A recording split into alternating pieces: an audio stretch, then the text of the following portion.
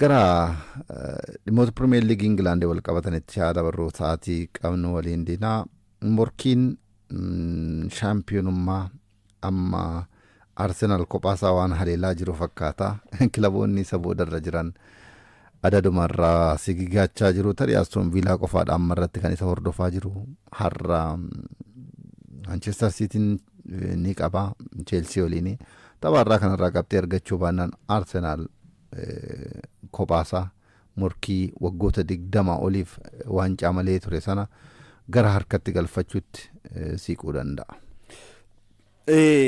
Arsenal haala amma jiruun ga'umsi inni mul'isaa jiru gaariidha jennee kaasuu dandeenya. Garuu gariin Pep Guardiola Manchester Cityin garii haala salphatti kabaja kana dabarsee kenna jettee dubbattu yookiin himtuu miti. Maaliif gareen kun leenjisaa cimaan kan hoogganamu yookiin leenjuu muuxannoo ligichaanis qabu. Akkasuma taphattoonni garee kana keessa jiran ammatti kaka'umsi isaan irra jiranii fi jijjiiramni isaan irra jiran kan laaltu ta'e Manchester Cityin ammallee morkataa cimaa Arsenal ta'uusaa nutti mul'isuu danda'a. Torbee 20ffaa liigichaa irratti argamna. Taphoonni torbee 18 ni hafu. So taphoonni walakkaatti siqu ni hafu jechuudha. Amma garaagarummaan gidduu Arsenal fi Manchester qabxii 7 jira. Qabxii 7 jira. Har'a Chelsea kan injifatoo ta'e gara qabxii 4tti dhiphachuu danda'a. Arsenal dhugaadha. Kaleessama fakkeenyaaf goolii 3 fi 2 Bournemouth injifatee ga'umsa gaarii waliin kan mo'achuu danda'e. Taphattoonni kanneen akka Declan Rice faa deebuun Arsenaliif oduu agaati. Declan Rice torbee darbe gaafa Aston Villa 4-1 injifatan hin turre. Kaleessa garuu jilba isaa miidhame kaleessa miidhamerraa deebee garuu goolii 2 galchee jira. Daqiiqaa 54 fi 71 irratti. Amma ciminni Arsenal akkuma kana dura kaasaa turre iddoo tokko lama qofa osoo hin ta'in akkuma walii galaatittuu iddoo hundattuu Arsenal ni jira. Gidduurraa Declan Rice faa goolii galchuu, ittisarraa Magaaleesh faa goolii galchuu, Saalibaan faa yeroo miidhamarran turin goolii galchaa turan. Magaaleesh amma taphataa sarara fuulduraatii olitti ilaalamaa jira. 2020 yeroo Liilirraa Arsenaliif mallatteessu garaagarummaa waggaa 5 keessatti goolii 20 Premier League'dhaan galcheera. Kun seenaa Premier League Englandin hin baratamne. Taphataan ittisaa tokko sanuu garaagarummaa waggaa 5 keessatti goolii 20 yoo galchu yoo xiqqaate giddu galeessan waggaatti goolii 4 fi sana ol galchaa jira jechuudha. Kaleessas goolii 2 galcheera. Tokko Bournemouth'iif galcheera inni kaasuu dandeenya. Maaliif kubbaa jalqabaa Bournemouth galchee isatu mijeessee kenne waan ta'eef. Taphattoota akkanaaf keessatti qabatee jira Arsenal. So Arteetaan jira leenjisaa adeemsa keessa bilchaataa dhufeedha. Kubbaa miilaa hawwataa leenjisaa taphatudha. Leenjisaa Pep waliin yeroo gaarii dabarseedha. So leenjisaa kana jalatti taphattoota kanneen kaka'umsa gaarii qaban akkasuma bara kana immoo taphattoota sarara fuulduraallee dabalateeti jira. Gareen kun barana shaampiyoonii ta'uun isaaf mala jettee kaasuu dandeessa. Ani amma sodaan kiyya Arsenal dhugaadha garee cimaadha garee tapha hawwataa taphatudha. Manchester Cityin bara kana leenjisaa kilabichaa Pep Guardiola waliin gargar ba'uuf jedhamaati jira. Leenjisicha immoo Manchester Cityidhaan gargar ba'aa yoo ta'e seenaa tokko hojjetanii ba'uu barbaadu. Carraa xumuraatti fayyadamuu danda'u. Kanaaf taphattoonni kilabichallee kana waan hubatan natti fakkaata. Jijjiiramni Manchester City keessatti tarii akkuma Alex Ferguson bara 2013 sanaan dura shaampiyoonummaa liigichaa Manchester Cityin irraa fudhannaan waggaa tokko soorama ba'uuf kan ture waggaa tokkoon dheeressanii 2013 waancaa fudhatanii soorama ba'an. Pep Guardiolanis tarii seenaa Ferguson sana irra deebi'uu yoo barbaadaniin alatti riikardiin isaanii sadarkaa Speen akkasuma Jarman England keessatti galmeessan waan jabaadha. Tarii injifannoodhaan liigicha goolabuu yoo barbaadaniin alatti wanti isaan hafe hin jiru. Waan barbaadan hundaa fudhataniiru liigota hunda keessatti. Kanaaf xiqqeeffatanii waggaa tokko yoo turanii fi tarii injifannoo Mikel Arteetaan itti dhiyaate kana yoo harka deebifatanii alatti Arteetaan Guardiola wanti hafe hin jiru. Garuu obsameera garee jabaa godheera normaalii Mikel Arteetaan garee morkataa waancaa taasiseera waggoota 3 walitti aansee sadarkaa 2ffaan xumure obsuu kan jedhu anaaf shakkiidha yoo bara kana waancaa fudhachuu baate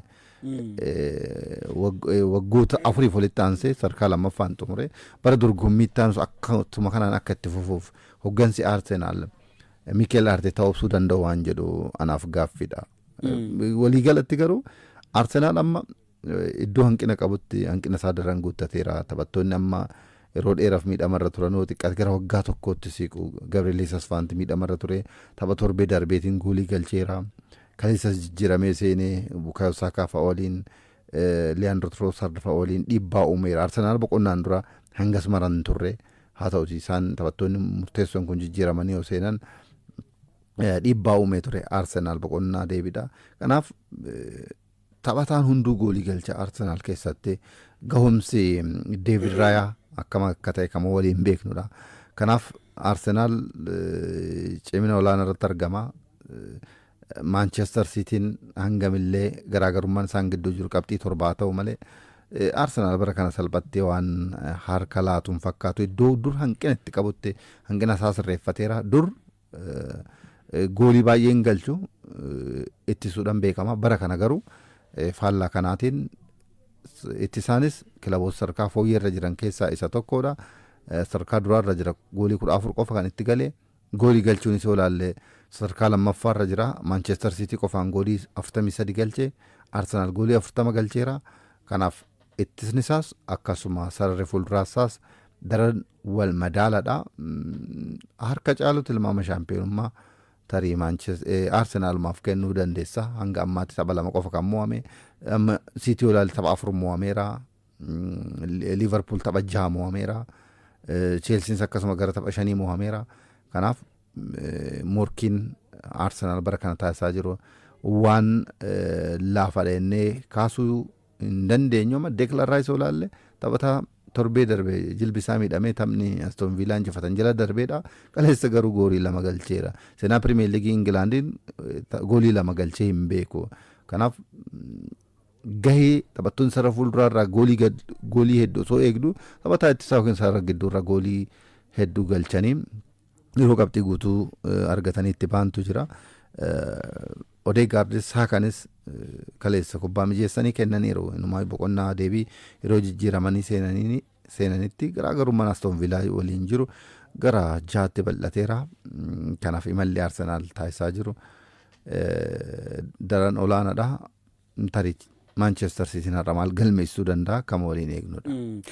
Arsenaal seenaa Pirimeer Liigii Ingilaand keessatti yeroo 6 bara haaraa faranjoota dursee achi booda taphoota ittaanan injifachuu dadhabuudhaan yeroo 5 sadarkaa shaampiyoonummaa osoo hin argatiin galmeessee jira jedha seen duubeen kilabichaa. Bara 2001 Manchester Unitediin bara haaraa faranjoota qabxii 5 dursaa xumuree yookiin marsaa jalqabaa xumuree san bara sana shaampiyoonii ta'ee jira. Sanaan ala garuu bara 2002 dursaa ture boodara lammaffaadhaan xumuree 2007 sadaffaadhaan 2013 sadarkaa afuraffaa 2015 lammaffaa 2022 sadarkaa lammaffaadhaan xumuree jira jedha. Bara kana dursaa bara haaraa faranjoota sadarkaa jalqabaatiin seenee jira. Seenaa bara 2001 san irra deebi'amu kan jedhu walumaan kan ilaallu yookiin kan eegnu ni ta'a. Garuu wantoota ati kaasteef Daanii Marfiin taphataan duraanii gara biyyaalessaa England dubbatee jira yookiin wantoonni inni kaase baay'een isaanii kaatii jette waliin wal fakkaata. Gareen kun tapha Aston Villa irratti gahumsi inni mul'ise bara kana waancaa fudhachuudhaaf maal jennaan akeektuu ta'uu danda'a yookiin akka chaappaa rukutachuu akka mirkaneeffachuu waan nutti agarsiisedha jechuudhaan dubbatee jira. Ammallee sodaan isaa Daanii Marfillee Manchester City akka ta'e kaasee jira. Kilaboonni ammarratti shaampiyoonummaaf morkachaa jiran City Aston Villadha. Tarii torbeewwan itti aanan keessatti maal galmeessisuu danda'u kan jedhu hawwiin eegama. Saboota biroo eeruuf Aston Villaan 3-1 Nottingham Forest injifateera. Wolves 3-0 West Ham injifatee. Injifannoon kun Wolvesiif kan jalqabaati bira dorgommii kanaanii Brighton 2-0dhaan Burnley mo'ateera. Har'a Leeds United Manchester United waliin 9 egalee taphata. Everton Brentford waliin, Fulham Liverpool waliin, Newcastle Crystal Palace, Tottenham Hotspur Sunderland waliin sa'aatii 12tti taphatu. Morkiin Manchester City fi Chelsea 12 sa'aatii 2 fi daqiiqaa 30tti eegalama. Waancaan Afrikaa bara 2025 qopheessummaa Morokootiin dorgomamaa jiru amma erga eegalee torbee 2 guutuuf jedha. Taphoonni marsaa mo'atanii darbuu kaleessa eegalamanii jiru. Morkiin Senegaal fi Suudaan akkasuma Maalii fi Tuniiziyaa goolabamee biyyoonni gara nusa xumuraatti ce'an adda ba'anii beekamaniiru. Kani Maalii fi Tuniiziyaa irraa kaanu morkii obsa fixachiisaa ture. Sababiin isaas Tuniiziyaan biyyoota waancaa addunyaa bara 2026tiif dursanii Afrikaa irraa darbuu isaanii mirkaneeffatan keessaa ishee tokkodha. Jijjiirama kubbaa miilaa akka keessumayyuu kaaba Afrikaatti mul'achaa jiru keessaa biyyoonni akka Morokoo, Tuniiziyaa, Egypt sochii fooyyee irratti argamu. Haa ta'uuti garuu kaleessa biyya lixa Afrikaa Maaliidhaan mo'amtee dorgommicha keessaa baateetti. Waancaa Afrikaa irratti Maaliin yeroo hunda biyya morkattuu cimtuu taate ta'uunsaa beekamaadha. Kaleessa durallee taphni kun osoo hin eegalamin kanuma dubbachaa turan xiinxaltoonni kubbaa miilaa. Garuu gareen kun shaampiyoonii ta'uu hin dandeenye seenaa isaa keessatti. Yeroo jalqabaa yeroo garagaraatti walakkaa xumuraatiif ni ga'u, afur keessa ni seenu, nuusa xumuraan ni ga'u, garuu waancaa fudhachuu amma xumuraattis gaanii beeku. Kaleessallee Tuniiziyaa ni qoru jedhamee eegamaa ture. Akkuma eegame qoruudhaan injifachuu danda'anii jiru. Wanti nama dhibu garuu daqiiqaa 26 irratti kaardiimaadhaan taphataa dhabaniin daqiiqaa 90 ol kan idilee fi dabalataa dabalatee jechuudha. Taphataa hanquudhaan. Sanuu taphataa ittisaa Kulibaalii jedhamu kaardii diimaan dhabanii sa'aatii kana guutuu taphataa hanquudhaan. Taphataan kun taphataa muuxannoo qabuudha. Taphataa Leicester City qabeenyummaan isaa ergisaan isaa Suloo haa taphatuyyuu malee taphataa kana dhabanii daqiiqaa dheeraadhaaf ittisanii gooliin erga irratti galee booda goolii galchuudhaan akkasuma daqiiqaa dabalataa 30 kenname keessattis goolii biraa keessummeessuu dhabuudhaan peenaalitiidhaan 3-2 injifachuudhaan nuusa xumuraatiif ga'uu danda'aniitti jiru. Tuniiziyaan akkuma tuukaaste biyyoota kaaba Afrikaa ga'umsa gaarii irratti argaman keessaa gulaalli waancaa addunyaa haala dinqii ta'een darbitee jirti. Waancaa Afrikaa bara kana irrattis biyyoota tilmaama shaampiyoonummaa argatan keessaa takka turte Tuniiziyaan. Gareen ishiin ammatti garee salphaa miti. Taphattoota qaxaleetaan taphattoota kubbaa miilaa danda'an kan of keessatti hammate ture. Kaleessa Maaliin gareen waancaa Afrikaa waltajjii kamuu irratti harkan kennanne kaleessas ragaa kan itti ba'uu danda'e jechuudha.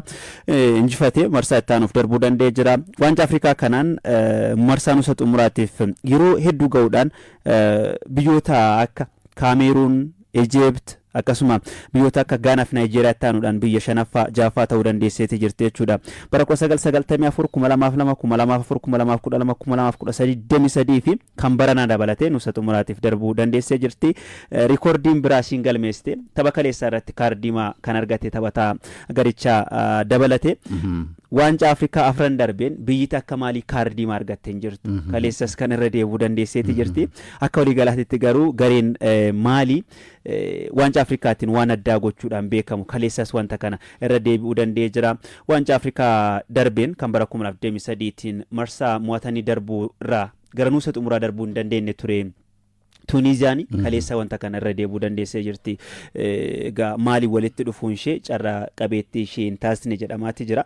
Akka waliigalaatti garuu gareen Maalii kaleessa argine garee taphoota itti aananiinis morkataa ta'e itti fufuu danda'u ta'uusaa kan nutti mul'ise. Maaliin egaa qopheessituu dorgommichaa Morokootti aanuun marsaa mo'atanii darbuuf kan geesse taphoota 3 keessaa tokkoon illee osoo hin injifatin 3 qixa baatee qabxii 3 qabaachuudhaan Morokootti aantee kan marsaa kanaaf geesse. Komoros, Zaambiyaa qabxii 2 qabu. Garaagarummaan Maaliin biyyoota kana ittiin caalte qabxii 2 ture.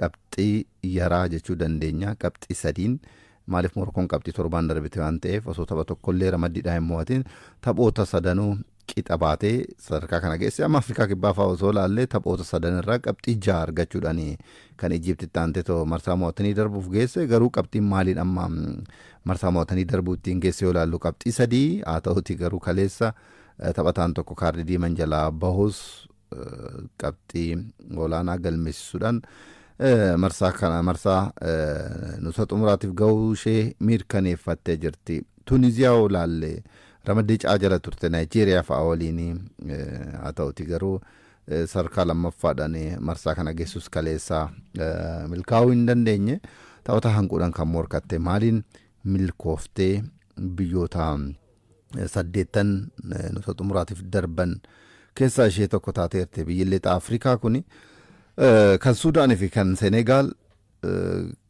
tapha hawwiin eegamaa turedha. Sababiin isaas Suudaan waancaa kana bara 1970 shaampiyoonii erga taate as qabxiin isheen dorgommiilee Afrikaatiin galmeessaa turte sana mara qobsaa miti numaayyuu baroota 7 darban biyyattiin waraanarra waan jirtuuf hangas mara kubbaan miilaa ishee gaarii ta'a jedhamee adamuu baatus sadarkaa kana geesse kaleessa morkiin Senegal waliin taasiste daqiiqaa jalqabaarra fooyyee ture Amir Abdallah daqiiqaa 6 irratti goolii ittiin dursan kan galche tarii shaampiyooniin bara 2022 Senegal qixa ba'uu dandeessu yookiin mo'amuu dandeessi jedhameetoo gamaa ture. Haa ta'uti garuu boodarra 3-1 milkaa'anii gara nuusa xumuraatti darbuu isaanii mirkaneeffataniiru. Gareen Senegaal garee taphattoota jajjaboof keessatti hammateedha. Gareen kun sararri fuulduraa isaa Sadio Maane, Nicolas Jackson fa'aa kan of keessatti hammateedha. Tapha kaleessaa irratti fakkeenyaaf Maaneen kubbaa 2 isaatu asiisti godhe, isaatu mijjeesse. Nicolas Jackson kubbaa 1 mijjeessee jira. So taphattoonni sarara fuulduraa garee biyyaalessa Senegaal gahee isaanii baachaa jiru jechuudha. Pepe Gueedha goolii 2 kan galchee. Taphataan kun Villarreal keessa ittisa gidduu irratti taphata. Kaleessa garuu akka taphataa sarara fuulduraatti goolii 2 galchuu danda'eetii jira. Daqiiqaa 45 irratti miibaayeen daqiiqaa 77 irratti goolii injifannoo isaanii daranuu mirkaneessitee dabalee jira. Amir Abdallah goolii daqiiqaa 6 irratti dogoggora Edward Mendiin kan reegaa duraanii Chelsea raawwateen goolii keessummeessanii ture. Sana booda garuu guutumaan guututti haala jedhamuun kubbaa to'achuudhaan kan taphachaa turan gareen biyyaalessa Senegaal.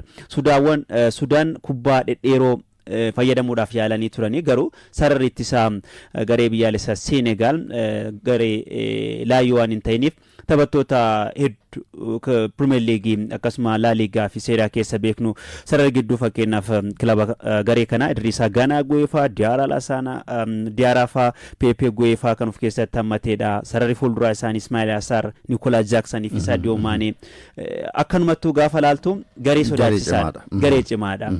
Tapha kaleessaa irrattis kana mul'isuu danda'aniiti jiru. Gooliin jalqaba irratti isaanitti galte. Garee biyyaalessa Suudaaniif kaka'umsa taatee turte. Suudaan waraana waliinii keessa jirti. Yeroofis ta'u tapha kaleessaa osoo injifatanii waan guddaa ture, gammachuu olaanaadha. Sadarkuma kana gahuun waan guddaadha. Maaliif 1970 shaampiyoonii ta'anii erga yeroo sanaati as yeroo marsaa mo'atanii darbuuf yookaan kan jalqabaa isaaniiti. Suudaan waancaa Afrikaatiif darbuun isaaniif waan guddaadha. Dhugaadha. Liigiin biyyattiin jiru ammatti kilaboonni liigii biyyattii 3 Rwanda keessatti koolgaltummaadhaan kan dorgommii isaanii geggeessaa jiran. Kuwesiyaappiyaan taphattoota filan hedduu isaanii taphattoota biyya ormaa keessa taphatan jechuun koolgaltummaadhaan liigii biyya biraa keessa taphatanidha kan fayyadaman. Taphattoonni kun kaka'umsa isaan ittiin gara kanatti dhufan ni yaadanna. Even gulaallii waancaa addunyaa irrattu ga'umsi Suudaan mul'iste gaarii ture. Tapha ramaddii tokko qofaadha injifatanii kan dhufan. Tapha ramaddii injifatan san irratti miirri deeggartoota Suudaan adda ture. Gammachuu isaanii imimmaan kan ibsachaa turanii. Waraana waliinii biyyattii keessatti deemaa jiruun lammiilee miiliyoona 12 ol qe'ee fi qabeenya isaanii irraa buqqanii jiru. 100,000 fi 20,000 ol kan ta'an lubbuu isaanii dhabanii jiru. So haala rakkisaa kana keessa teessee waancaa Afrikaa irratti hirmaachaa turte. Kaleessa garuu imalli isaanii xumuramee jira. Imalli isaanii haa xumuramu malee wanti gaariin yeroofis ta'u lammiileen biyyattii miira waraanaa san keessaa ba'anii waa'ee kubbaa miilaa akka yaadan taasisee argineeti jira. Garuu Senegaal injifachuun isaa isaaf mala garee jabaa even barichaanis shaampiyoonummaa 2022 irra deebi'a jedhamee eegamu waan ta'eef kaleessa erga goolii keessummeessee booda haaluma salphaatti kan injifachuu danda'e. Egaa Senegaalis ramaddiidaa olaantummaan xumuree gara marsaa kanaatti kan darbe faallaa kanaatiin garuu Suudaanoo kaafsnee injifannoo Equatorial Guinea irratti galmeessisaniin alatti mo'achuu hin dandeenye biyya sadaffaa qabxii fooyyee qabdu jedhamuun Suudaan sadarkaa kanaan geesse biyyattiin egaa turtii waggoota dheeraatiin booda sadarkaa kana ga'uun waan jabaadha oonuma hundaaf egaa Senegaal akkasuma Maaliin biyyoota nuusa xumuraatiif darban ta'uu mirkanaa'eera. Kana booda biyyoota 6 qofaatu hafa jechuudha. Irras dorgommichi itti fufa. Qopheessuun dorgommichaa Morookoon Tanzaaniyaa waliin morkatti galgala sa'aatii 1 eegaluuni. Afrikaan kibbaa fi akkasuma Kaameroon halkan sa'aatii 4tti taphatu. Morkiin biyyoota lamaanii kan biroorra cimaa ta'uu akka danda'u eegama. Taphni kun tapha eegamaadha. Taphni Afrikaa kibbaa fi Kaameruun garuu qopheessuun sirna kanaa Morookoon Tanzaaniyaa waliin ramadamuun ishee salphumatti marsaa itti aanutti akka darbitu kan tilmaamuu dandeessudha. Tanzaaniyaanis biyya akkuma Suudaan biyya fooyyee qabxii gaarii qabdu jedhamtee biyya sadarkaa sadaffaan xumurteedha. Seenaa waancaa Afrikaa keessatti biyyiti qabxii 2 qofa qabattee marsaa mo'atanii darbuuf geesse Tanzaaniyaa qofa. Seenaadhuma waancaa Afrikaa kana carra qabeettiidha. Ammallee mallishii Agasmara waan fagaatu yookiin imaltu hin fakkaatu. Morookoo waliin taphatti. Morookoon garii akkamii akka ta'e beekamaadha. Qopheessituu sagantaa kanaatiin waggaa dheeraatiin booda almost waggaa 49 booda waancaa kana fudhachuudhaaf kan imalaatii jirtu waancaa Afrikaa Itoophiyaan qopheessite yeroo xumuraatii fi yeroo jalqabaatti fudhachuu kan dandeesse Morookoon ergasii waggoonni 49 darbanii jiru naannoo walakkaa jaarraatti siquuf jechuudha. So Morookoon tapharraa kana Tanzaaniyaa waliin taphattu injifachuudhaaf carraa bal'aadha kan qabdu. Egaa Tanzaaniyaan biyya baha Afrikaa takkitti amma waltajjii kana keessatti hafteedha. Sudaan kaleessa dorgommii keessaa baatee jirti. Ugaandaan faa dorgommichaan marsaa kanaaf qaqqabuu hin dandeenye. Har'a Tanzaaniyaan Morookoo waliin ni taphatti. Tanzaaniyaan mo'amte taanaan Afrikaan baha kubbaa miilaatiin waltajjicha keessaa guutumatti kan baatu ni ta'a. Akkuma waliigalaattuu beekamaadha. Biyyoonni Afrikaa baha waancaa kubbaa miilaatiin ga'umsi isaanii baay'ee gadi bu'aadha. Faallaa sanaatiin garuu olaantummaa atileetiksiin qaban beekamaadha. So kubbaa miilaatiin hin jiranii atileetiksiidhaan jiru waanuma baalaansi wal godhe fakkaata. Dhugaadha. Har'a Morookoo fi Tanzaaniyaa keessaa akkasuma Afrikaa kibbaa fi Kaameroon keessaa biyyoonni tokko tokko gara nuusa xumuraatti ni ce'u. Morookoon yeroo dheeraan booda carraa shaampiyoonii qabaachuu ishee haalaallu malee morkattoonni amma jiran baay'ee jajjaboodha. Afrikaa kibbaa fi Kaameroon keessaa biyyi darbite nuusa xumuraa irratti laaftuu hin taatu. Shaampiyooniin yeroo hedduu Ijipti jirti, Naayijeeriyaan shaampiyooniin bara dorgommichaa Cote d'Ivoire, Aljeeriyaa faanti. Keessattuu Ijipti fa'a Aljeeriyaanis garee salphaatti. Ammallee dorgommicha keessa jiru waan ta'eef rakkisaadhaama. Riippaabilikii Dimokiraatawaa Koongoo, Burkiina Faasoo biyyoonni kunneen jajjaboodha. Shaampiyoonummaa Morookoo salphatti waan laalamuu miti hundaafuu yerootu deebisa.